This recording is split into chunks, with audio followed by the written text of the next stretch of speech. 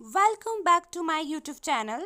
Today we discuss about blackboard skill यानी कि श्यामपट्ट लेखन कौशल।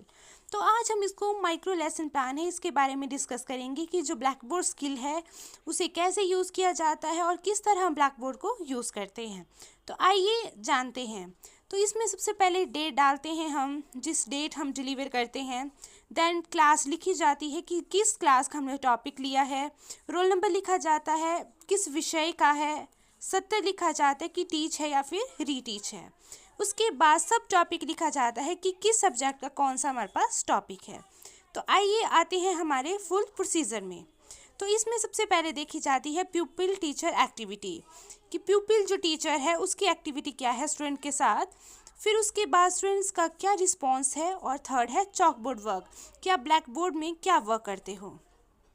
तो इसमें हमारा जो टॉपिक है वो है कोशिका यानी कि सेल।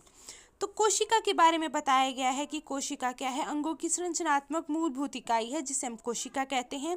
वही सेम हम ब्लैक बोर्ड पे लिखेंगे, अंगों की संरचनात्मक मूलभूत इकाई को कोशिका कहते हैं। उसके साथ ही जो कोशिका है उसका स्ट्रक्चर हम बना सकते हैं और उससे भी हम एक्सप्रेस कर सकते हैं, क्योंकि ब्लैक बोर्ड स्किल है तो ब्लैक बोर्ड वर्क तो इसमें क्लियर होना चाहिए, सब कुछ अच्छा होना चाहिए।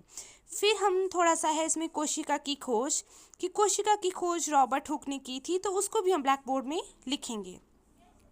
देन उसके बाद थोड़ा और नॉलेज है कि कोशिकाओं की संख्या कितनी होती है।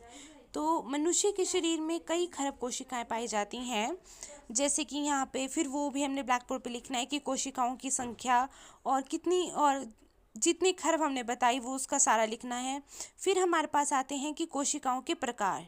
तो कोशिकाएं दो प्रकार की होती हैं, बहुकोशिक और एककोशिक।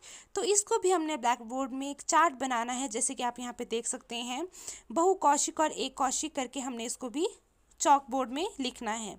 फिर हमने वन बाय वन इसको एक्सप्लेन करना है, जैसे कि हम सबसे पहले इसमें बहुकोशिक करेंगे, जैसे कि वह जीव जिसका शरीर एक से अधिक कोशिकाओं से मिलकर बना होता है उसे हम बहुकोशिक कहते हैं।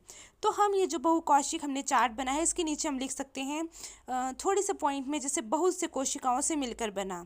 फिर साथ ही हमने उदाहरण भी लिखने हैं, तो उसके उदाहरण हैं मनुष्य, हाथी, वृक्ष, पक्षी इत्यादि। तो ये एग्जाम्पल भी हमने क्या करना है ब्लैक बोर्ड में लिखने हैं। उसी तरह फिर है एककोशिक, ऐसे जीव जिनका शरीर सिर्फ एक ही कोशिकाओं से मिलकर बना होता है उसे एककोशिक कहते हैं। तो ब्लैक बोर्ड में हम लिखेंगे कि एक कोशिका से बना हुआ। फिर उसके बाद इसमें भी एग्जाम्पल आते हैं, उदाहरण अमीबा, पैरामीशियम इत्यादि। तो उदाहरण में हम अमीबा लिखेंगे, पैरामीशियम इत्यादि। हो सके अगर आपने अपनी ब्लैक बोर्ड